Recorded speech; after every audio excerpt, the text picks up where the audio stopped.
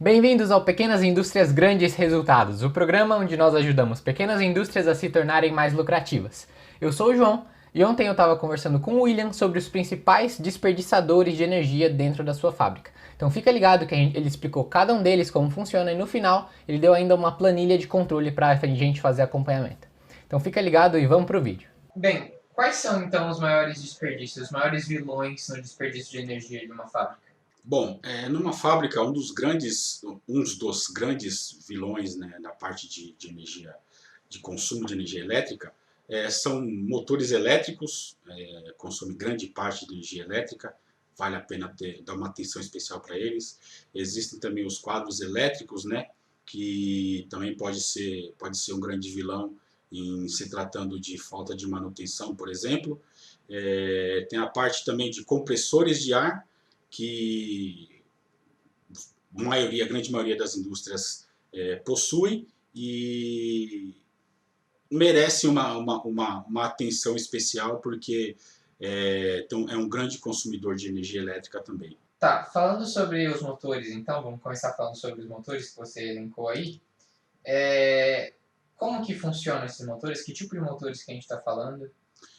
São motores elétricos, né, que normalmente são utilizados em quase todas as máquinas que você vê na indústria. Quase todos os setores da indústria têm. São motores elétricos usados para fazerem movimentos. São motores elétricos usados para transportarem alguma coisa. São motores elétricos para gerarem bombas de água, motores elétricos para gerarem bombas de óleo.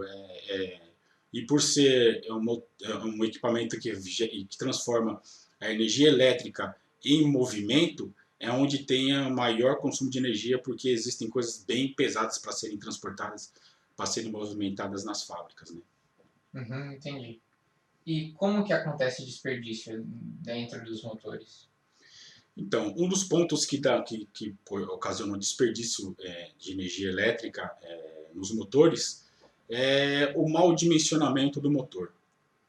O mau dimensionamento pode ser por subdimensionamento, ou seja, você instala um motor elétrico com potência abaixo daquilo que é necessário para a realização do trabalho com eficiência. E tem também o sobredimensionamento dos motores elétricos, que é quando você instala um motor acima da potência requerida pelo trabalho que ele vai ser exigido.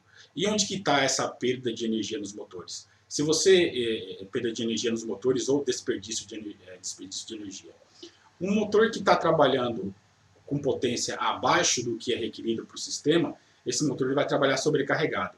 Ele vai trabalhar sempre na máxima rotação, vai trabalhar sempre no máximo consumo, ou até extrapolando o consumo dele. Então, esse excesso de consumo vai gerar aquecimento nesse motor e vai diminuir a vida útil desse motor, porque ele vai trabalhar sempre no máximo, só vai trabalhar sempre no máximo da potência dele, vai trabalhar sempre no máximo da temperatura, e essa alta temperatura faz com que ele se desgaste mais rápido. Então, ele se desgastando mais rápido, você vai ter que prestar manutenção nele mais cedo. Ou até mesmo você vai ter que substituir ele mais cedo. E aí tem um erro que sempre ocorre nas empresas, que é substituir um motor nessas condições sem avaliar a causa do problema dele. Se a causa dele se a causa da queima é porque ele trabalhou subdimensionado, muitas empresas simplesmente colocam outro motor no lugar e começa a trabalhar de novo. Então esse novo motor vai trabalhar nas mesmas condições, vai adquirir os mesmos problemas e vão dar problemas mais cedo também. Isso quando eles não param de repente e deixam a produção na mão. Então, em se tratando de motor subdimensionado, o gasto aí, os problemas estão mais na parte de vida útil do motor e na parte de manutenção que tem que ser prestada nesse motor. Você vai ter um custo muito maior do que você analisar, você fazer os cálculos para você colocar o motor ideal na potência correta para isso. E se tratando de motor sobredimensionado, se você colocando um motor acima da potência que é requerida pelo sistema onde ele está trabalhando, ele vai trabalhar folgado. Ele vai cumprir a meta dele, ele vai trabalhar sossegado, ele vai dar o resultado que você precisa, porque ele vai estar trabalhando. Ele é um motor muito maior do que é preciso. E só que tem um problema. Uma das causas do excedente reativo numa fábrica é justamente as pequenas somas das energias reativas que são consumidas na fábrica. E um dos causadores do excesso de energia reativa são motores trabalhando sobredimensionado, né? Porque ele trabalhando folgado, a energia reativa é um pouco maior, e você somando os pedacinhos de energia reativas que tem ao longo de toda a fábrica, vamos supor que tem vários, 50 motores, 100 motores na fábrica, e vai que existam motores que estão trabalhando nessas condições, tudo isso vai somando aos pouquinhos, que vai contribuir para o excedente reativo da fábrica. O que é energia reativa? Energia reativa é uma energia que vem, energia consumida em todas as partes indutivas que tem na fábrica.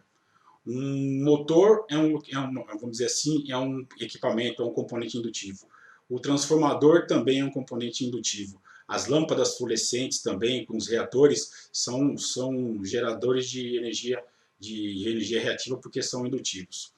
Energia reativa é uma componente que faz parte do consumo de uma fábrica. A fábrica ela tem energia ativa, que é a energia que realiza trabalho, aquilo que a energia que você consome realmente para transformar a energia num processo de produção. Tem energia reativa que vem dos campos magnéticos dos componentes indutivos que tem na fábrica. Então, essa energia reativa, quando ela é gerada, ela tem uma relação com vamos dizer assim, essa potência aparente, né, que é uma relação da potência ativa com a reativa, tem uma relação que chama-se de fator de potência, que é um número, é um valor que representa a relação entre a potência aparente e a potência ativa, que deve ser de 0,92, ou seja, 92% da energia consumida na fábrica tem que ser ativa, e o restante é a energia aparente que está relacionada com a energia reativa.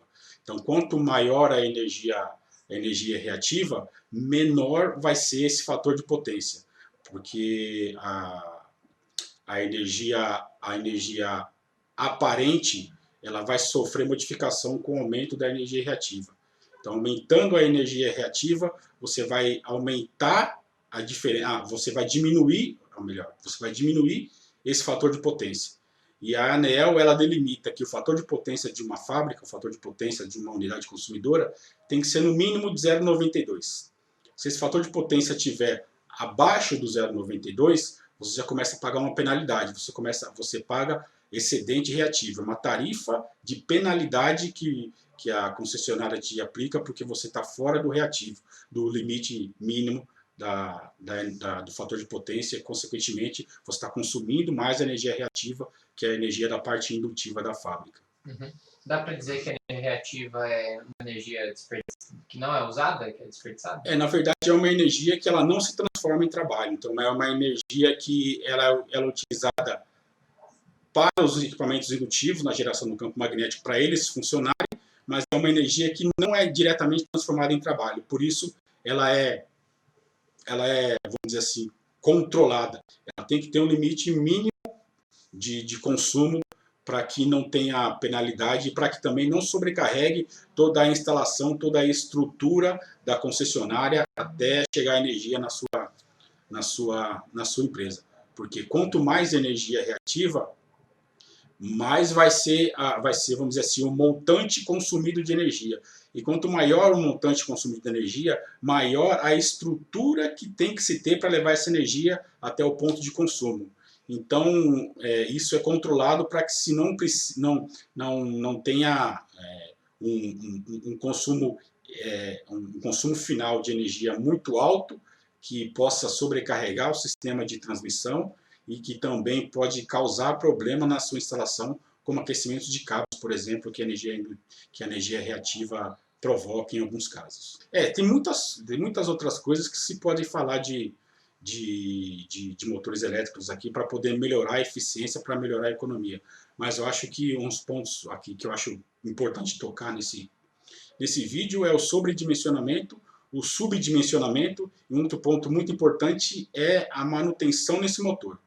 Esse motor ele precisa, né, como todo equipamento, como toda máquina, precisaria ter um plano de manutenção, um plano de verificação, de inspeção das condições em que você está trabalhando esses equipamentos. E motor também não foge à regra, porque acompanhamento do motor, da temperatura do motor, da lubrificação do motor, são primordiais para que se mantenha o motor funcionando sem problemas, e com isso você vai diminuir as paradas, vai diminuir as trocas, e tudo isso juntando contribui para os custos de uma empresa, contribui para o resultado final da empresa. Um motor que não tem manutenção feita corretamente, ele vai ser subdimensionado ou sobredimensionado de alguma forma, ou é outro tipo de gasto que ele vai ter? A manutenção é para você manter o motor funcionando nas suas condições básicas, nas suas condições em que ele foi projetado. A parte de sobredimensionamento ou subdimensionamento, ele cai mais, lógico, na manutenção você prevê isso, mas isso cai mais na parte do planejamento, no planejamento do desenvolvimento do desempenho da máquina. Tendo-se um plano de manutenção bem elaborado e bem seguido, você consegue pegar onde está subdimensionado e onde está sobredimensionado esses motores, e por consequência você, por tabela e indiretamente, você está contribuindo para o desempenho, né, para a melhoria da eficiência da fábrica, está contribuindo para a gestão de energia da fábrica. Mas então, quando a manutenção não é feita corretamente, o que acontece com esse motor que faz ele gastar mais? Ele vai trabalhar, se esse motor, se ele não tiver uma manutenção periódica, ele não vai detectar que ele está trabalhando em condição irregular. Ou o motor está trabalhando, ele vai estar trabalhando num sistema, por exemplo, ele pode estar trabalhando sobrecarregado porque a carga que ele está acoplada pode estar desbalanceada, a carga que está acoplada pode estar quebrada, a carga que ele está acoplada pode estar travada, e tudo isso vai exigir mais do motor. E o motor ele vai trabalhar em condições acima do especificado e vai acabar gerando problema. Um plano de manutenção, você consegue verificar como está a condição do motor. Se o motor ele é de 15 CV e tem uma determinada corrente que ele vai ter que circular nele para trabalhar na condição nominal, na manutenção preventiva, na manutenção periódica, você vai pegar isso para poder saber se ele está trabalhando na condição correta ou não. Outra coisa que você tinha falado era sobre quadros elétricos, é isso? Quadro elétrico. Ele também, eu coloquei ele como também um dos vilões da economia de energia de uma fábrica, porque quadro elétrico também, basicamente, o problema dele com o consumo de energia é quando ele não tem manutenção periódica também.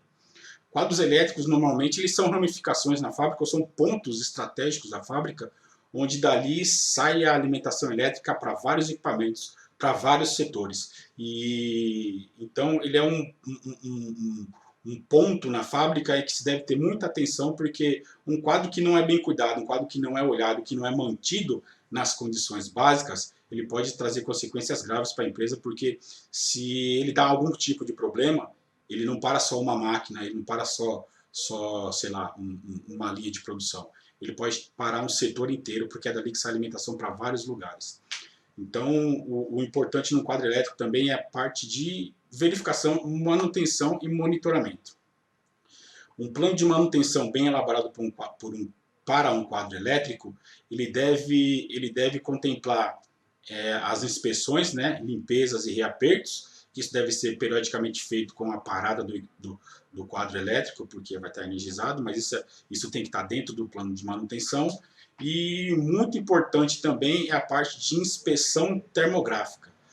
Às vezes a empresa ela não tem condição de contratar uma termografia, uma empresa que faça um relatório de termografia dos quadros elétricos. Mas inicialmente, para ele começar esse plano, ele não necessariamente precisaria contratar uma empresa ou comprar uma câmera termográfica para poder verificar quais são os pontos quentes de um quadro elétrico. Porque a análise de temperatura de um quadro elétrico basicamente consiste em você medir todos os pontos do quadro elétrico ou pontos específicos que podem ser identificados no planejamento da manutenção do quadro, onde a pessoa que faz a inspeção, a manutenção, ele vai medir a temperatura desses pontos e acompanhar o desempenho dessa temperatura ao longo de um determinado tempo, para poder identificar se existe algum ponto de aquecimento. E ponto de aquecimento muitas vezes é por mau contato, ou por obsolescência de algum equipamento. Às vezes um comutator elétrico de potência, ele já está lá instalado há anos, e de tanto ficar funcionando, atracando e desatracando, há um desgaste mecânico, né, dessa parte de movimento, e acaba gerando aquecimento elétrico porque não tem um bom contato. Onde não tem um bom contato e circula corrente elétrica, vai ter aquecimento. E quanto maior o aquecimento, mais desgaste tem. Quanto mais desgaste tem, maior o aquecimento. Então vira uma bola de neve que chega a um tempo isso estoura. Ou pega fogo ou o quadro para de funcionar. Então, uma manutenção periódica, uma inspeção periódica de temperatura é bastante importante para a saúde da empresa. E, como eu disse inicialmente, não precisa de uma câmera sofisticada para fazer termografia. Existem aparelhos de medições de temperatura, isso eu falo isso para a micro e pequena empresa, né, que não tem ainda um capital direcionado para a parte de manutenção e que precisa fazer a manutenção mesmo assim. Então, uma solução é que o empresário, o responsável pela parte elétrica, ele adquira esses medidores de temperatura sem contato mesmo e que ele enumere pontos estratégicos a serem medidos nesses quadros elétricos. Então, uma vez por mês, uma vez a cada 15 dias, isso depende da sua equipe, da sua equipe técnica ou do seu próprio tempo que você tem para dedicar para isso, você elabora no seu plano um calendário para medições de temperatura. Deu aquela data, você vai no quadro e faz as medições nos pontos estratégicos que foram selecionados e você registra essa medição de temperatura. Uma pessoa que já tem experiência em elétrica, em quadro elétrico ou na inspeção por temperatura, assim que ele medir uma temperatura, ele vê que está muito fora do normal, ele já consegue detectar isso e já pode tomar alguma ação se for algum caso de emergência.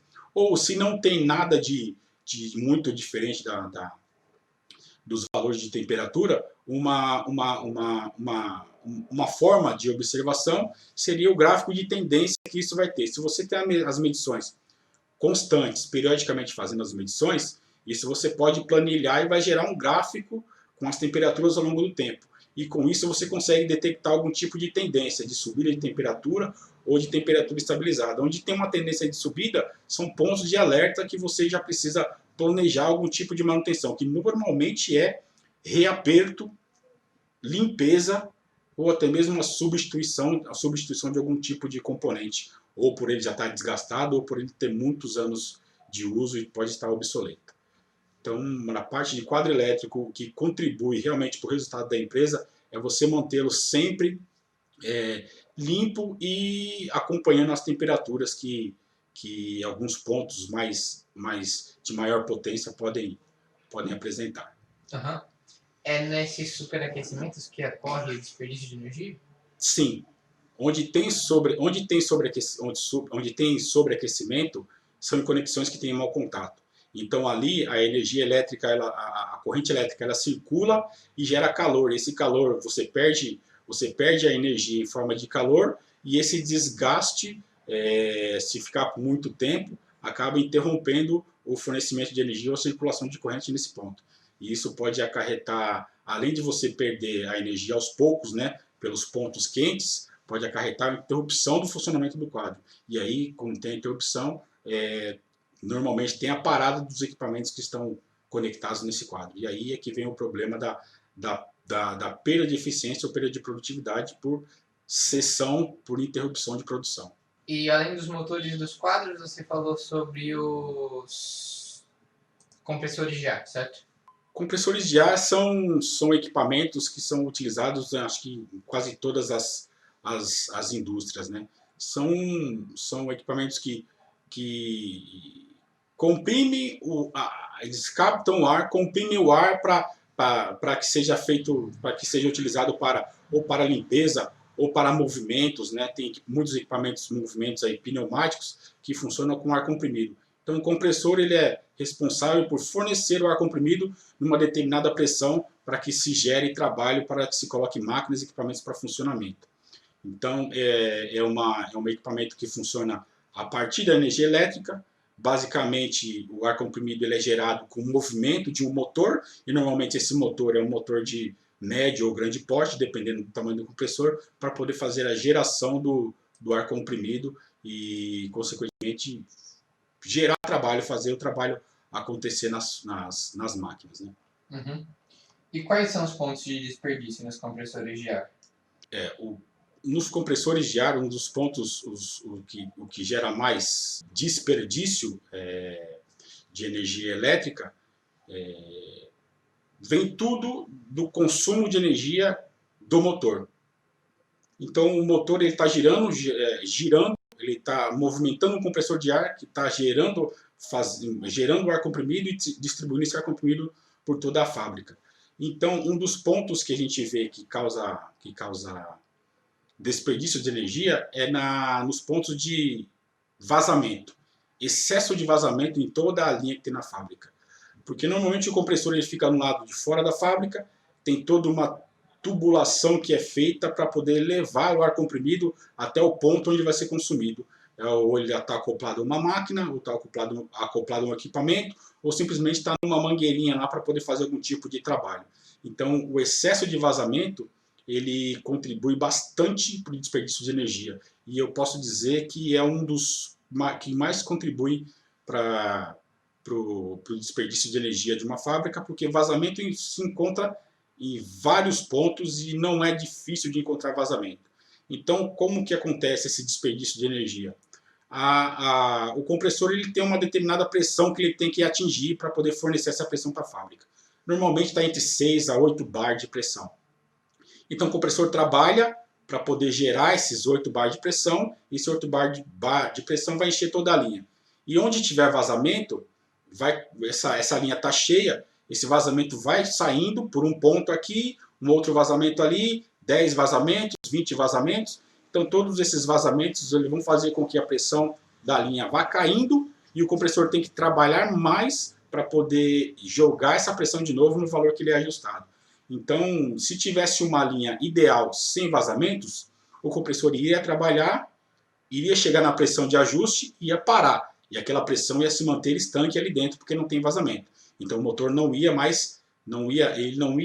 voltar a funcionar enquanto a pressão não baixasse. Então, como tem vazamentos e às vezes muitos vazamentos, essa pressão não se mantém no valor ajustado e o compressor tem que trabalhar mais para poder injetar mais ar e manter ali mais ou menos próximo do ajuste. Esse é um ponto. O outro ponto também que pode se considerar desperdício de energia seria a temperatura de admissão do ar a ser comprimido. Porque existe todo o ar do compressor, ele é admitido da parte externa, né, do ambiente, e é comprimido para poder na pressão que necessita. Só que quanto mais baixa for a temperatura de aspiração do compressor, menor vai ser a energia necessária para essa compressão. Então, aproximadamente, a gente pode colher a cada 4 graus de aumento da temperatura da aspiração do ar, você aumenta em 1% a energia consumida para poder gerar o mesmo volume de ar comprimido. Então, muitas vezes que a gente vê nas fábricas é que a tomada de ar, a admissão do ar a ser comprimido, ele está no mesmo ambiente que o compressor. E o ambiente do compressor normalmente é um ambiente com temperatura mais alta.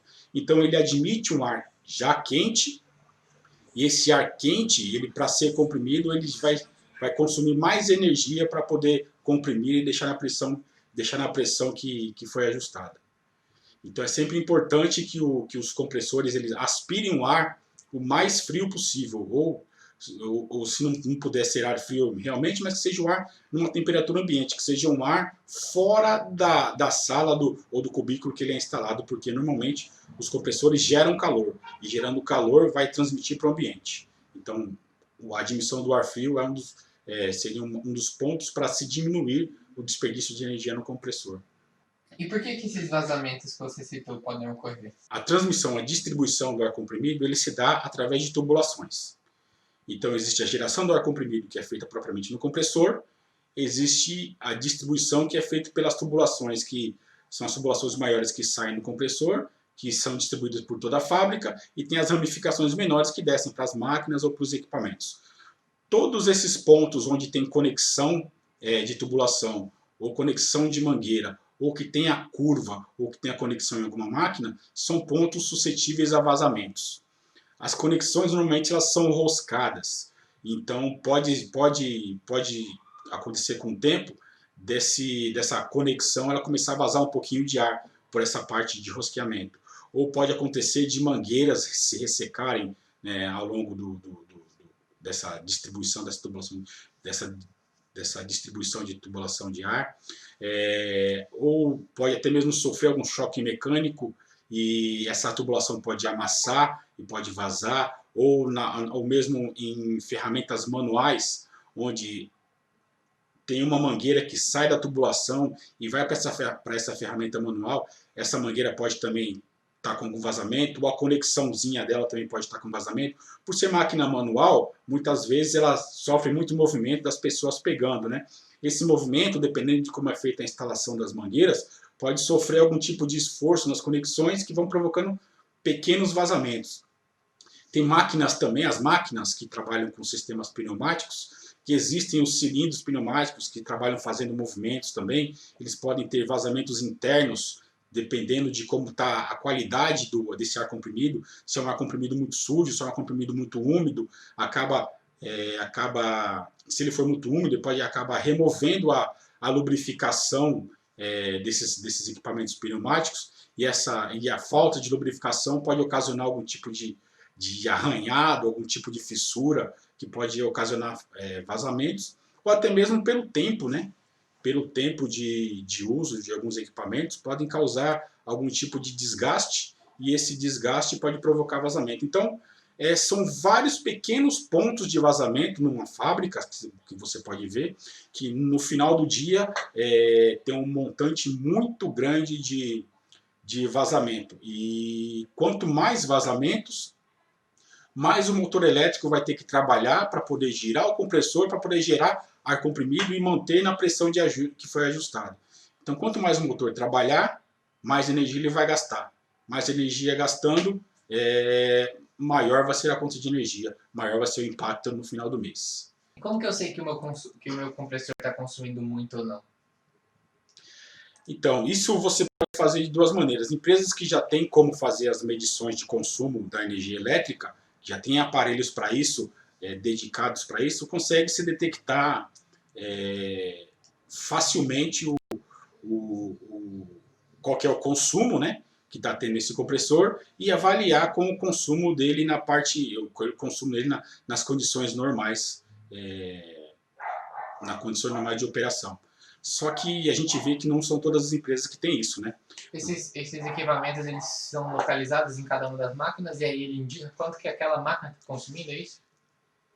Ou você instala na própria máquina, né, para você monitorar o consumo dessa máquina. É um sistema que você implanta na máquina para você medir a corrente, medir as tensões, e consequentemente você vai ter a potência de consumo desse equipamento.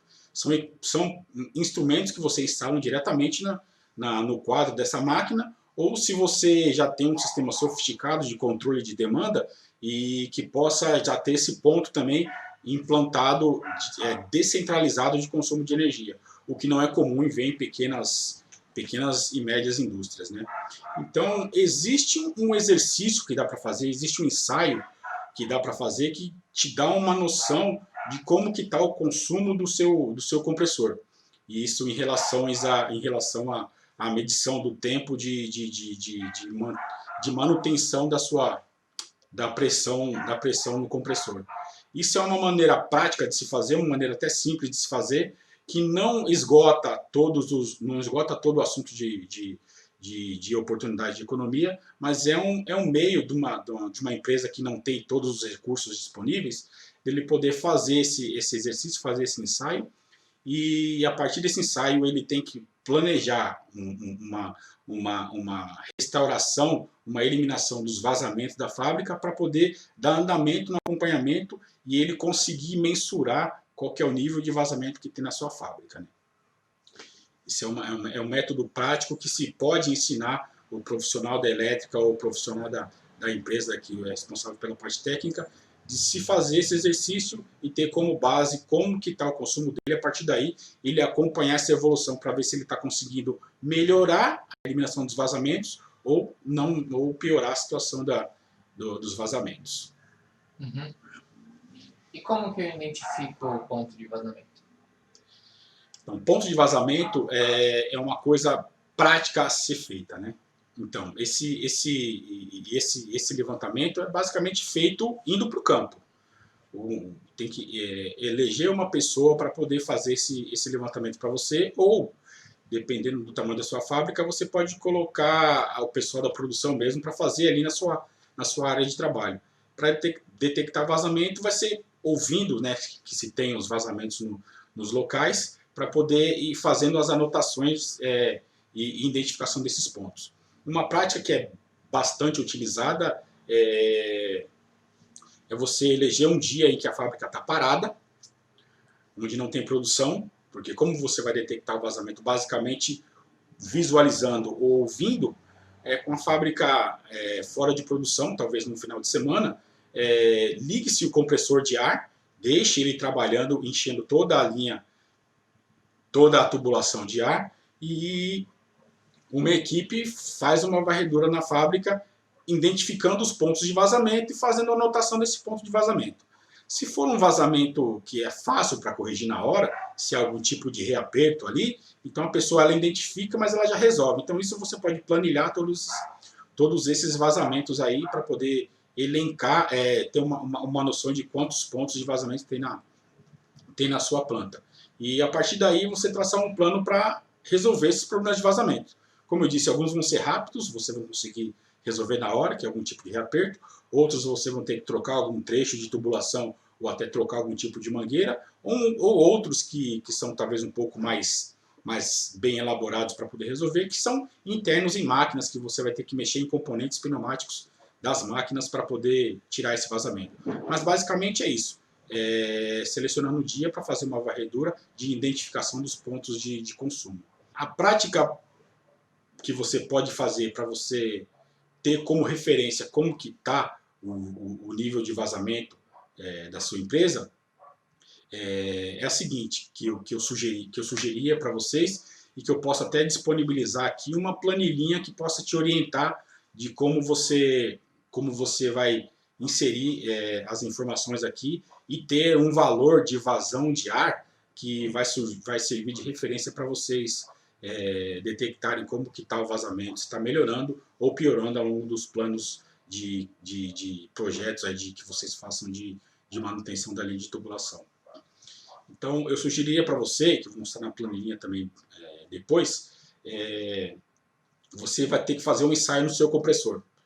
Também com a fábrica não pode estar funcionando, não pode ter consumo de ar na fábrica nesse momento, porque você vai precisar ligar o compressor e os equipamentos todos parados, o compressor ele vai trabalhando e a linha vai enchendo de ar, a tubulação vai enchendo de ar, até chegar no set point, no valor que é determinado para essa pressão, normalmente de 6, 7, 8 bar de pressão. Então chegou nessa pressão, o compressor vai parar. Você vai ter que ter em mãos 2 cronômetros. Um cronômetro para você medir o tempo total do ensaio e o outro cronômetro para você medir o tempo que o compressor leva para poder entrar em carga e alívio. O que é carga? Quando o compressor está em carga, quer dizer que o motor está funcionando e está carregando o ar na linha. Então ele carrega o ar na linha e enche toda a tubulação. Quando chega na pressão de ajuste, no set point, ele entra em alívio. O que é alívio? O motor ele para de comprimir o ar e a linha fica ali, a pressão fica no ajuste, na pressão que ele foi programada para poder controlar. Então, você, com esses manômetros na mão, você vai ligar o compressor e o compressor vai começar a encher a linha. Quando ele encher a linha, ele vai chegar no set point, ele vai chegar na pressão de ajuste. Chegou nessa pressão de ajuste, você dispara o primeiro cronômetro e deixa ele funcionando, esse cronômetro, durante todo o teste. Aí, ele parou de funcionar, você vai aguardar, sem que tenha nenhum consumo de ar, você vai aguardar que o compressor religue para poder novamente encher a linha de ar. O que isso quer dizer? que quando ele está que ele chegou no set point, o compressor parou de funcionar. A linha está cheia. Se tiver os vazamentos, que vão trabalhar como cargas aí, né, como consumidores, então esses vazamentos vão começar a escapar o ar. Escapando esse ar, a pressão vai começar a baixar. Aí vai chegar um momento que essa pressão vai baixar e o compressor vai entrar de novo, para poder restabelecer a pressão da linha. A hora que o compressor entrar, você dispara o segundo cronômetro. E o compressor vai começar a trabalhar. Ele vai começar a trabalhar e vai começar a encher a linha de novo. A hora que ele atingiu a pressão de desligamento, ele desligou de novo, você para o segundo cronômetro e anota esse valor. Aí a pressão vai começar a cair de novo, porque tem muito vazamento na fábrica.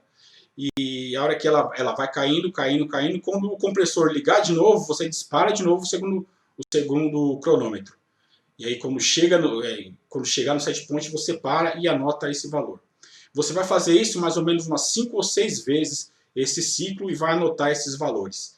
Esses valores de tempo entre alívio e carga. E é esse valor que você vai pegar e vai jogar numa planilhinha que eu vou te mostrar, e ele vai te dar mais ou menos qual que é a pressão, a vazão de vazamento do seu compressor.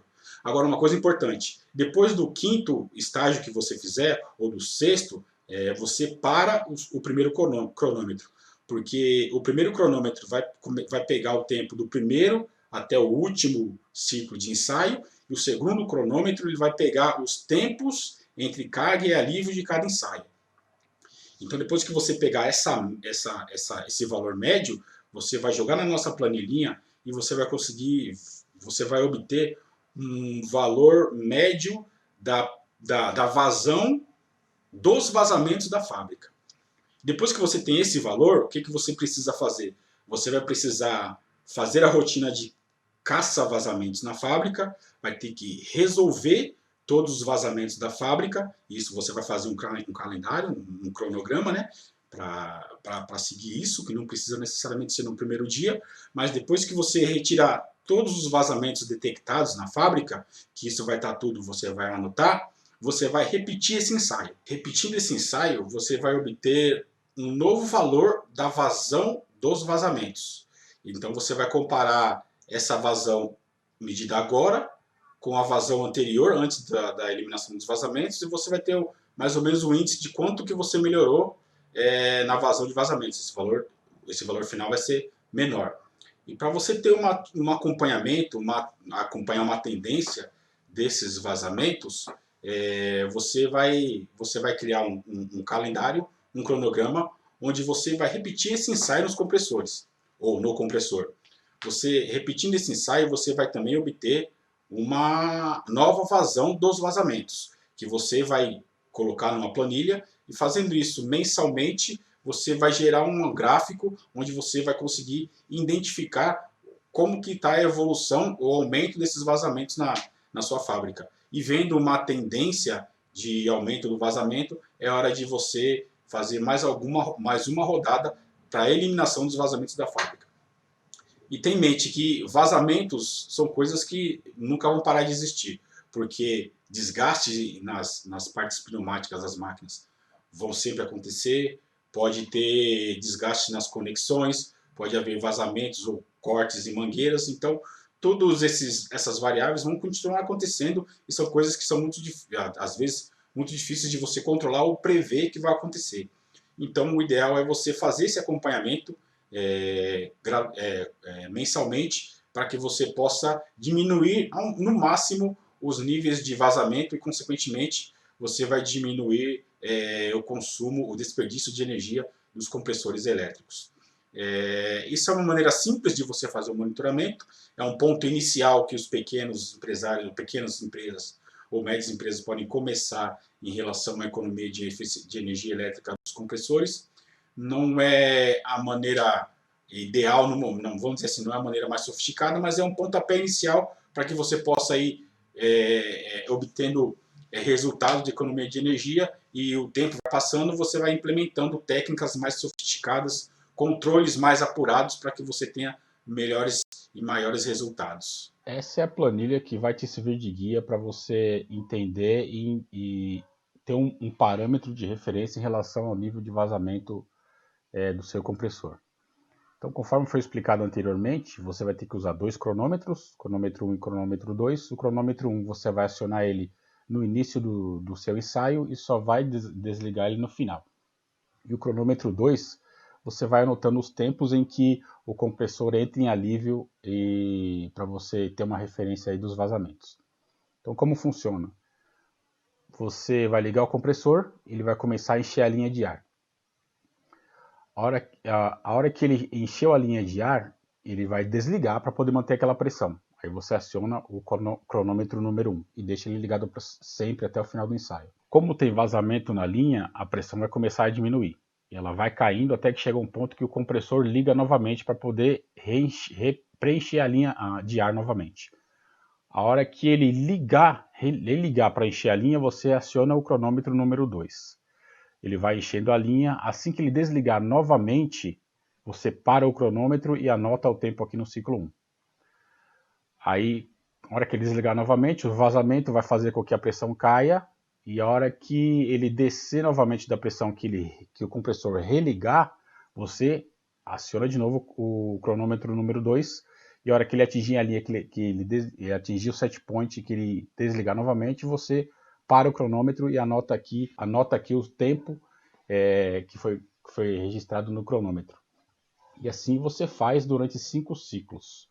Aí no final, no último ciclo, na última contagem que você fizer, a hora que o compressor entrar em alívio, você vai marcar o último tempo aqui do cronômetro 2. E a hora que o compressor ele entrar em carga novamente, ou seja, a hora que ele religar novamente, você para o último cronômetro, o cronômetro número 1. E então você tem o tempo total do ciclo. A hora que você terminar esse ciclo, que você preencheu os tempos aqui na planilha, os cálculos aqui vão te indicar uma vazão dos vazamentos equivalente dessa sua linha. Qual que é a ideia agora? Aqui como você já tem a vazão da sua linha com os vazamentos, a ideia é você planejar um dia para eliminar os pontos de vazamento que tem na fábrica e imediatamente após você eliminar os vazamentos, repetir esse ensaio. Você repetindo esse ensaio, muito provavelmente essa vazão do vazamento ela vai diminuir. Porque como você não vai ter muita fuga de ar, essa vazão vai diminuir. Isso quer dizer que o seu compressor está trabalhando menos para poder manter a mesma pressão na linha, mesma pressão que você precisa na fábrica. Então, você fazendo isso aqui mensalmente vai te dar um indicativo de como que está a situação dos vazamentos na sua fábrica. Suponhamos que você fez esse primeiro ensaio em janeiro e o registrado foi 3 metros cúbicos por minuto de vazão dos vazamentos. Você realizou a eliminação dos vazamentos da fábrica e fez um ensaio no mês seguinte que deu 2 metros cúbicos por minuto da vazão do vazamento. Quer dizer que diminuiu. Isso quer dizer que o seu compressor está trabalhando mais eficientemente. E ao longo dos meses você vai anotando, fazendo esse ensaio uma vez por mês, você vai anotando esses valores aqui. Esse gráfico vai te dar um comportamento em relação ao nível do vazamento.